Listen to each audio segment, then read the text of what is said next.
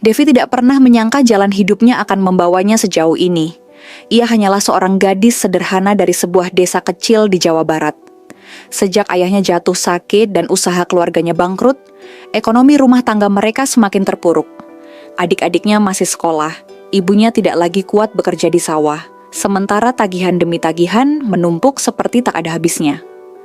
Dalam kondisi itu, Devi memberanikan diri ikut temannya merantau ke Bali. Katanya, di sana ada banyak pekerjaan untuk anak muda, terutama di kafe dan restoran yang selalu dipadati turis mancanegara. Di Bali, Devi memang berhasil mendapat pekerjaan sebagai pelayan di sebuah kafe cukup terkenal di kawasan wisata. Gajinya memang tidak seberapa, tapi cukup untuk mengirim sedikit uang ke kampung dan sekadar menutupi biaya kos. Meski hidupnya pas-pasan, ia bersyukur karena bisa sedikit meringankan beban ibunya. Setiap malam, ia hanya bisa menatap foto keluarga sambil menahan air mata. Hatinya berkali-kali goyah, ingin pulang, tapi ia tahu di rumah tidak ada apa-apa selain kesulitan. Di kafe tempatnya bekerja itulah pertama kali Devi melihat seorang pria asing yang begitu berbeda dari pengunjung lain. Tubuhnya tinggi besar, kulitnya hitam legam, dengan kepala pelontos yang mengkilap terkena sinar lampu. Tatapannya tegas namun tenang, seakan mampu membaca isi hati siapapun yang berhadapan dengannya. Dialah Tuan Joseph, seorang pengusaha asal Afrika, yang memiliki sejumlah usaha properti dan ekspor-impor di Indonesia. Kehadirannya selalu memikat perhatian banyak orang, termasuk rekan-rekan kerja Devi. Tapi bagi Devi, ia hanya salah satu pelanggan. Semua berubah ketika suatu hari Tuan Joseph memanggil manajer kafe dan khusus meminta Devi untuk melayani mejanya. Awalnya Devi gugup, tangannya sempat bergetar saat menuangkan kopi. Namun, berbeda dari yang ia bayangkan, Tuan Joseph tidak bersikap sombong. Ia malah tersenyum hangat, menanyakan kabar, dan berbicara dengan sopan. Dari pertemuan-pertemuan singkat itulah, percakapan mereka semakin akrab. Devi tahu dirinya tidak boleh berharap banyak, karena ia hanyalah seorang pelayan sederhana, sementara pria itu adalah pengusaha kaya raya. Namun takdir justru berkata lain. Beberapa minggu kemudian, Devi mendapat kabar dari kampung. Hutang keluarga menumpuk, sawah terancam dijual, dan adik bungsunya mungkin tidak bisa melanjutkan sekolah. Kabar itu membuatnya hancur. Ia menangis berhari-hari, merasa tidak berguna.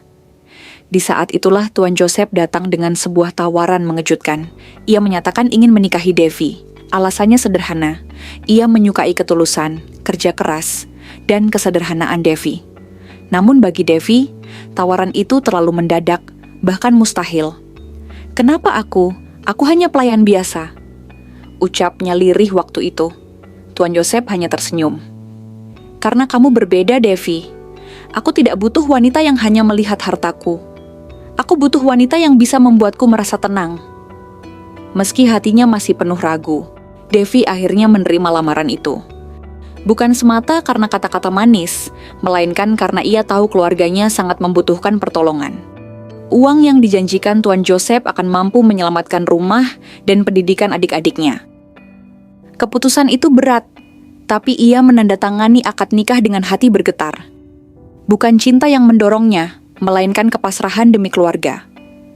Namun yang tidak pernah ia sangka, malam pertama setelah pernikahan itu justru mengubah pandangannya. Ia tidak hanya merasa takut, tetapi juga melayang. Karena ada rasa yang mulai tumbuh, perlahan dari seorang pria yang awalnya ia anggap asing. Malam itu, Devi duduk di tepi ranjang besar, berhias kelambu putih yang menjuntai lembut. Jantungnya berdetak lebih cepat dari biasanya. Meski pesta pernikahan sudah selesai, rasa tidak percaya masih menguasai pikirannya.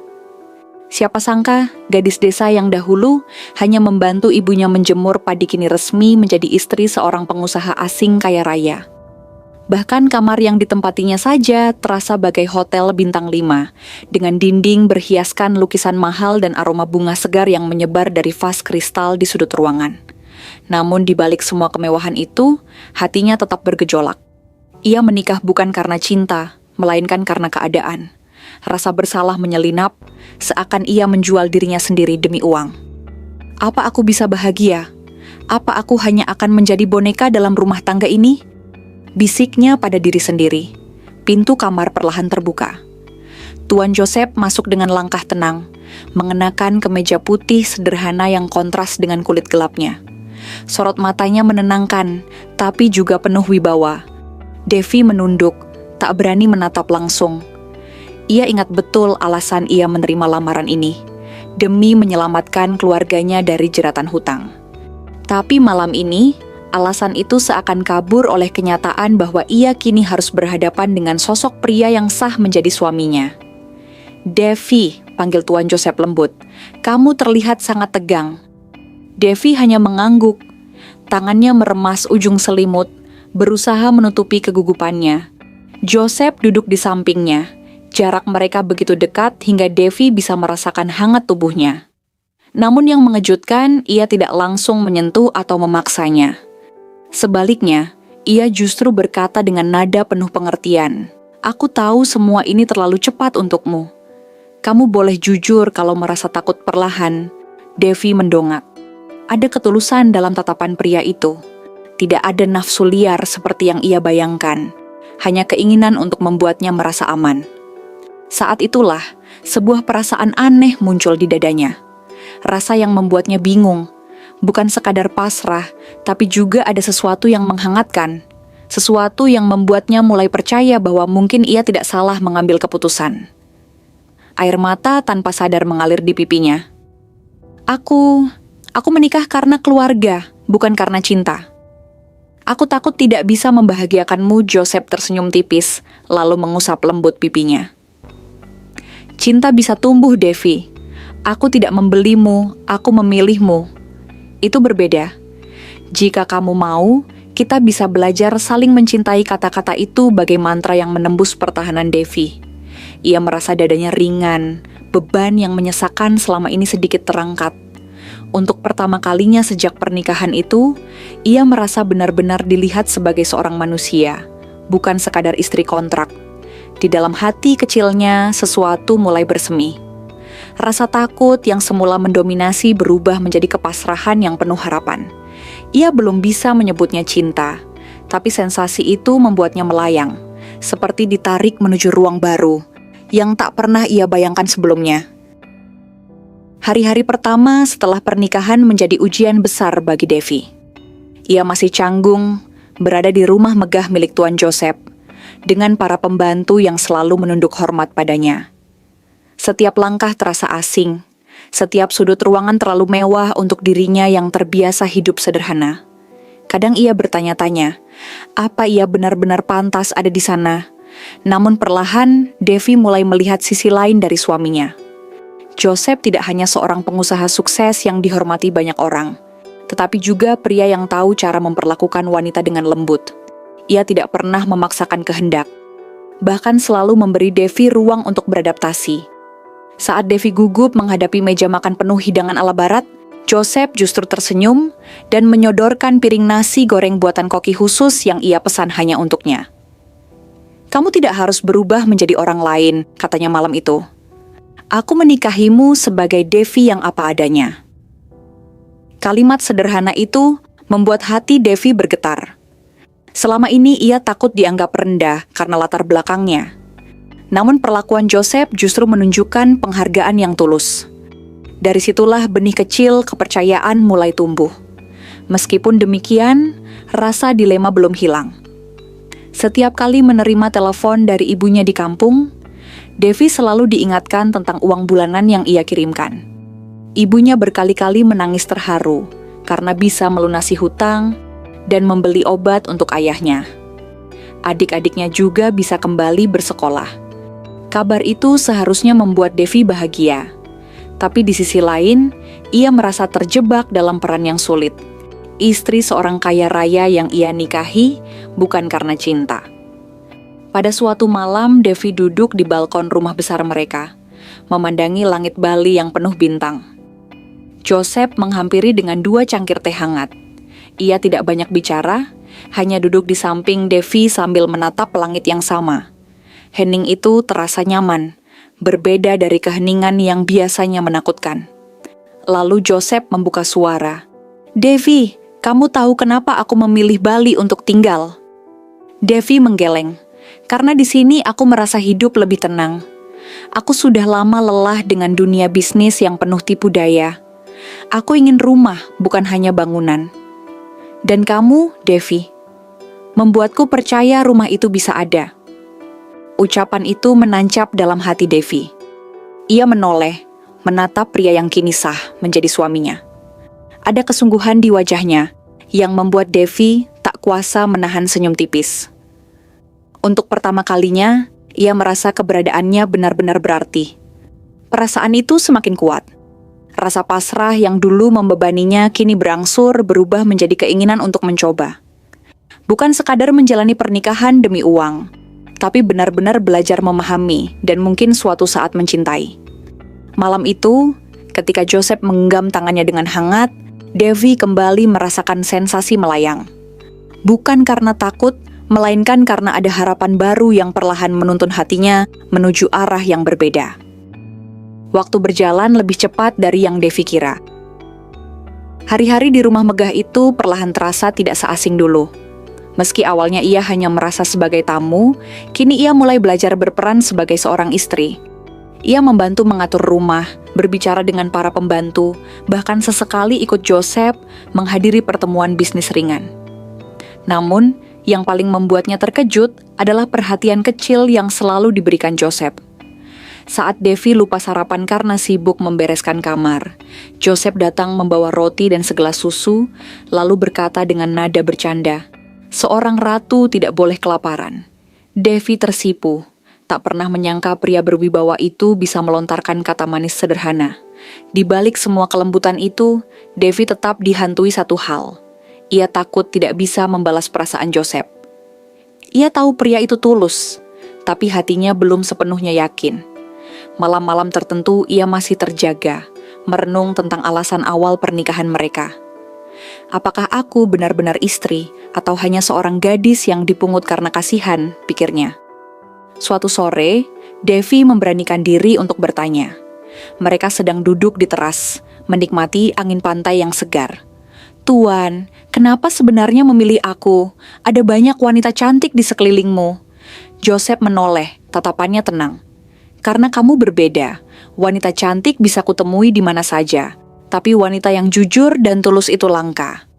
Aku tidak butuh wajah semata, aku butuh hati, dan aku melihat itu dalam dirimu."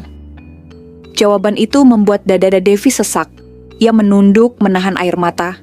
Ia tidak tahu harus berkata apa. Selama ini ia merasa rendah, tapi ucapan Joseph mengangkat harga dirinya. Ada bagian dalam hatinya yang mulai terbuka, meski ia masih takut untuk mengakuinya. Hari-hari berikutnya membawa kejutan baru. Joseph mengajak Devi ke sebuah villa di Ubud, tempat yang penuh ketenangan dengan hamparan sawah hijau. Di sana, untuk pertama kalinya Devi merasa seperti kembali ke kampung halamannya. Ia menatap pemandangan sambil teringat keluarganya, lalu berbisik lirih, "Aku rindu rumah." Joseph meraih tangannya. "Kalau kamu rindu, kita bisa pulang bersama suatu saat." "Aku ingin mengenal keluargamu." Devi terdiam, matanya membesar. Ia tidak menyangka pria itu mau menempuh perjalanan jauh ke desa kecil hanya untuk menemui keluarganya. Saat itu juga, ia merasakan sesuatu bergetar di hatinya. Bukan lagi sekadar rasa syukur atau pasrah, melainkan sebuah benih cinta yang mulai tumbuh tanpa ia sadari. Malamnya, saat mereka kembali ke villa, Devi tersenyum kecil pada dirinya sendiri. "Mungkin aku bisa belajar mencintainya," gumamnya. Rasa takut memang belum hilang, tapi kini ada harapan. Dan harapan itu membuatnya kembali melayang, seolah menemukan jalan baru dalam hidup yang dulu ia anggap sudah buntu. Hari demi hari membuat Devi semakin mengenal sisi lain dari Tuan Joseph. Di balik sosoknya yang besar dan berwibawa, ternyata ia menyimpan kelembutan yang jarang ditunjukkan kepada orang lain. Joseph hanya memperlihatkan itu ketika bersama Devi, dan hal itu membuat gadis desa itu merasa istimewa, meski dirinya masih sering dibayangi rasa minder. Suatu malam, Devi terbangun dan menemukan Joseph masih sibuk di ruang kerja, dikelilingi tumpukan dokumen. Dengan langkah ragu, ia menghampiri. "Tuan, bukankah besok ada pertemuan penting? Kenapa tidak beristirahat? Tanyanya hati-hati. Joseph menatapnya, lalu tersenyum lelah. Aku terbiasa begini. Tapi sekarang aku punya alasan untuk tidak menyiksa diri lagi. Ia menutup dokumen, berdiri, lalu menepuk lembut bahu Devi. Kamu alasan itu. Kalimat itu begitu sederhana, tapi menusuk dalam hati Devi. Ia menahan napas, merasa ada sesuatu yang mengalir deras di dadanya. Malam itu, untuk pertama kalinya, Devi tidak lagi merasa sebagai seorang istri karena keadaan, melainkan seseorang yang benar-benar dibutuhkan. Hari-hari berikutnya, Devi mencoba lebih membuka diri. Ia belajar mendengarkan cerita-cerita Joseph tentang perjalanannya di berbagai negara, tentang kerasnya dunia bisnis, dan tentang kesepiannya di balik segala harta. Setiap kali mendengarnya, Devi sadar. Pria itu memang memiliki segalanya, tetapi di balik kemewahan itu, ia tetap manusia yang ingin dicintai.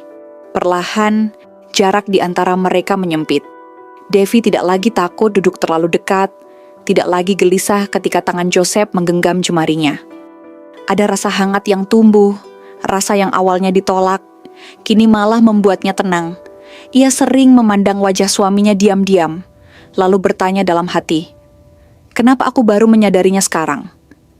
Momen paling berkesan datang ketika Joseph tiba-tiba berkata, Devi, suatu hari nanti aku ingin kita punya rumah sederhana.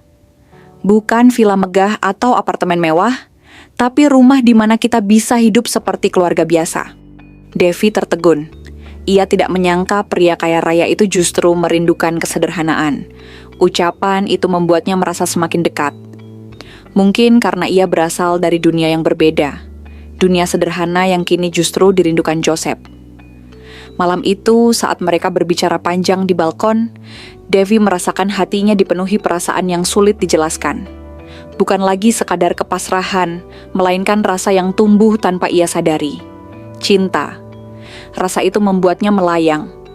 Bukan karena paksaan atau takut, melainkan karena ia benar-benar mulai menerima takdir yang dipilihkan untuknya. Musim hujan mulai datang ketika Devi akhirnya berani membawa Joseph pulang ke kampung halamannya di Jawa Barat. Perjalanan panjang dari Bali dilalui dengan harapan dan rasa gugup yang bercampur. Di dalam hati, Devi takut keluarganya canggung menerima seorang pria asing dengan tubuh besar dan kulit hitam legam. Namun saat mereka tiba, semua ketakutan itu runtuh seketika.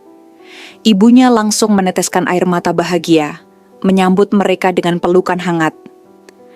Ayahnya yang sudah lama sakit menatap Joseph dengan mata berkaca-kaca. Terima kasih nak, sudah menjaga anak kami, katanya lirih. Sementara adik-adiknya tampak gembira, berlari-lari kecil mengitari Joseph sambil bertanya dalam bahasa campur-campur. Joseph hanya tertawa lebar, mencoba menjawab dengan bahasa Indonesia seadanya, membuat semua orang tertawa bersama. Di malam itu, Devi duduk di beranda rumah sederhana, sambil menatap suaminya yang bercengkerama dengan keluarganya. Ia tidak pernah membayangkan pemandangan seperti itu. Seorang pria kaya raya, yang bisa saja tinggal nyaman di villa mewahnya, kini duduk lesehan di lantai bambu, menikmati singkong rebus bersama keluarganya. Adegan itu menampar segala keraguannya. Ia sadar, pria itu tidak hanya menikahinya karena ingin istri, tetapi benar-benar ingin menjadi bagian dari hidupnya. Bagaimana Devi? Bisik ibunya pelan di sampingnya. Ibu lihat dia tulus. Kamu bahagia kan? Air mata Devi jatuh tanpa bisa ia tahan. Untuk pertama kalinya, ia bisa menjawab dengan jujur. Iya bu, aku bahagia. Hari-hari setelah itu menjadi titik balik. Devi tak lagi merasa terikat hanya oleh kontrak atau uang. Ia sadar bahwa perasaan yang tumbuh di hatinya sudah berubah menjadi cinta. Ia tidak lagi melayang karena takut atau bingung, melainkan karena hatinya benar-benar ringan, bebas, dan penuh kasih. Beberapa bulan kemudian, mereka kembali ke Bali. Kali ini bukan sebagai pengantin baru yang canggung, melainkan pasangan yang saling menguatkan. Devi tak lagi takut memandang suaminya, bahkan sering menggandeng tangannya tanpa ragu. Joseph pun semakin sering menunjukkan sisi lembutnya, membuat Devi yakin ia telah menemukan rumahnya yang sejati. Suatu malam di balkon tempat mereka dulu berbicara tentang harapan, Joseph berbisik, Terima kasih sudah memberiku keluarga, Devi. Bersamamu, aku merasa lengkap. Devi menoleh, tersenyum sambil menggenggam tangannya. Aku yang seharusnya berterima kasih. Karena bersamamu, aku belajar bahwa cinta bisa tumbuh dari kepasrahan. Mereka berdua menatap langit Bali yang bertabur bintang. Tak ada lagi keraguan, tak ada lagi beban. Hanya ada cinta yang tumbuh di antara dua dunia berbeda, menyatu dalam satu takdir. Dan malam itu, untuk pertama kalinya, Devi melayang bukan karena paksaan, melainkan karena hatinya benar-benar terbang bahagia.